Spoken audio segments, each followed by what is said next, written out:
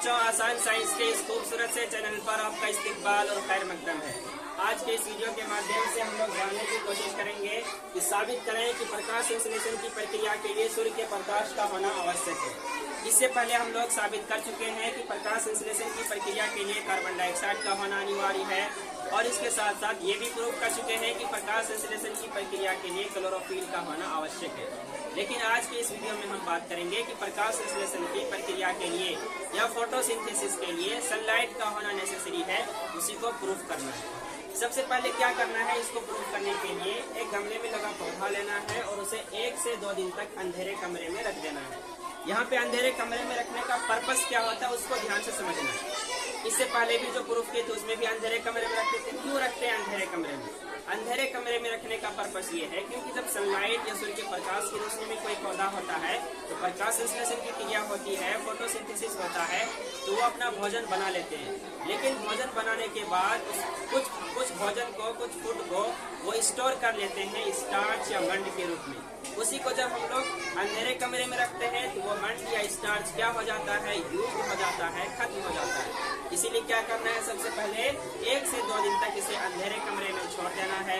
अंधेरे कमरे में जब इसे छोड़ देंगे इस पौधे के अंदर, इस पत्ती में जितने भी मंड या स्टार्च है वो क्या हो जाएंगे, खत्म हो जाएंगे, पौधे के जरिए इस्तेमाल में ला लिए जाएंगे। अब जब सारा मंड या स्टार्च खत्म हो जाएगा फिर क्या करना है, उसी गमले में लगे पौधे को सूर्य के प्रकाश की रोशनी में लाना है। लेकिन उससे पहले एक काम करना है कि किसी एक पत्ती को क्या करना है, काले कागज से ढक देना है। ये ख्याल रहे कि पूरी पत्ती को काले कागज से नहीं ढकना है। एक पत्ती को काले कागज से आधा हिस्सा ढक दो, या पत्ती के एक हिस्से को ढक देना है। और इस तरीके से ढकना है, ऊपर भी ढका रहे और नीचे भी ढका रहे, और दोनों तरफ से बढ़िया से ढक देना है ताकि सूर्य के प्रकाश ढके हुए हिस्से में न जा सके। ढक देने के बाद क्या करना है, अब इस गमले में लगे पौधे को, गमले में लगे पौधे को क्या करना है, सूर्य के प्रकाश की रोशनी में छोड़ देना है। जब सूर्य के प्रकाश की रोशनी में छोड़ते हैं तो सूर्य के प्रकाश की उपस्थिति में पौधे क्या करते हैं, प्रकाश संश्लेषण की प्रक्रिया से अपना भोजन तैयार करते हैं। लेकिन अब यहाँ पे क्या होगा, चूंकि पौधे के पत्ती के जिस हिस्से को हम लोग काले कागज से ढक दिए हैं वहाँ पे तो सनलाइट जाएगा नहीं, वहाँ पे सूर्य का प्रकाश एंटर करेगा नहीं। अब जब यहाँ पे सूर्य का प्रकाश नहीं जाएगा तो उस हिस्से में क्या होगा, भोजन नहीं बनेगा, स्टार्च के रूप में मंड क्या होगा, स्टोर नहीं होगा। ठीक है, यहाँ तक करने के बाद क्या करना है, अब इस पत्ती को तोड़ लेना है और तोड़ने के बाद उस ब्लैक पेपर को हटा देना है, काले कागज को हटा देना है। हटाने के बाद इसे पानी में डाल के उबाल देना है। पानी में डाल के उबालने से क्या होता है, पत्ती नरम हो जाएगा, और पत्ती जब नरम हो जाएगा तो उसके बाद क्या करना है, अल्कोहल में डाल के फिर उस पत्ती को उबालना है। अल्कोहल में डाल के पत्ती को क्या कर दिए, फिर से उबाल दिए। अब जैसे ही पत्ती को अल्कोहल में डाल के उबालते हैं तो क्या होता है, यहाँ पे पत्ती के अंदर जितने भी क्लोरोफिल मौजूद है वो सारे क्लोरोफिल धुल जाते हैं, सारे क्लोरोफिल खत्म हो जाते हैं। यानी उसके अंदर जितने भी पिगमेंट या वर्णक या क्लोरोफिल है सब किसके अंदर आ जाते हैं, अल्कोहल के अंदर आ जाते हैं। अल्कोहल का रंग ग्रीन हो जाता है, हरा हो जाता है, इसका सारा क्लोरोफिल निकल गया। अब पत्ती कैसा हो गया, कलरलेस हो गया, रंगहीन हो गया। अब फिर क्या करते हैं, इस पत्ती को आयोडीन के घोल में डालते हैं या इस पत्ती के ऊपर आयोडीन का सॉल्यूशन डालते हैं। जब पत्ती को आयोडीन के घोल में डालने के बाद पत्ती को निकालते हैं तो देखते हैं कि पत्ती का वो हिस्सा जो कि कागज से ढका हुआ था वो सफेद का सफेद ही रह गया, कलरलेस ही रह जाता है, उसमें किसी भी तरह के रंग में परिवर्तन नहीं हो रहा है।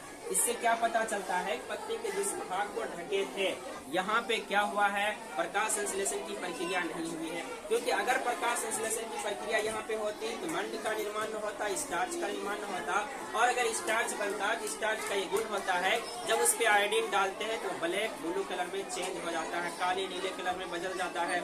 यहाँ पे स्टार्च डाले, इधर का हिस्सा काला नीला बन गया, इधर का हिस्सा भी काला नीला यानी ब्लैक ब्लू बन गया, लेकिन बीच का हिस्से में कोई परिवर्तन नहीं हो रहा है। इसका मतलब यहाँ पे जिस हिस्से को हम लोग कागज से ढके थे वहाँ पे सनलाइट नहीं गया। जब सनलाइट नहीं गया तो वहाँ पे क्लोरोफिल तो अंदर में था, पत्ती में क्लोरोफिल था ना, लेकिन सनलाइट नहीं गया, सब चीज मौजूद था। वायुमंडल से कार्बन डाइऑक्साइड भी ले रहा था, सूरज से सूर्य का प्रकाश सिर्फ नहीं दे रहे थे, क्योंकि इसको प्रूफ करना है। जमीन से जल भी खींच रहा था, पत्ती के अंदर क्लोरोफिल भी मौजूद था, लेकिन फिर भी सनलाइट की अनुपस्थिति में अपना भोजन तैयार नहीं कर सके, स्टार्च या मंड के रूप में अपना भोजन स्टोर नहीं कर सका। इसीलिए आयोडीन डालने के बाद यहाँ पे कोई रिएक्शन नहीं हुआ, क्योंकि यहाँ पे काले कागज से ढक दिए थे। और स्टार्च या आयोडीन डालने के बाद इधर और इधर दोनों तरफ कैसे हो गए, ब्लैक ब्लू कलर में चेंज हो गए।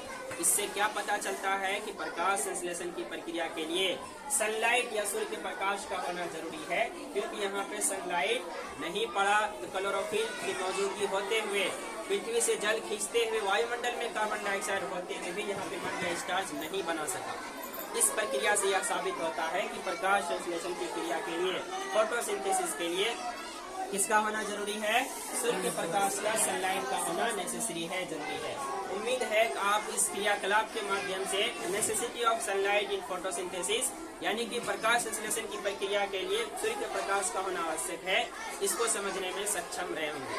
Hopefully this video will be helpful for you. Thank you for watching.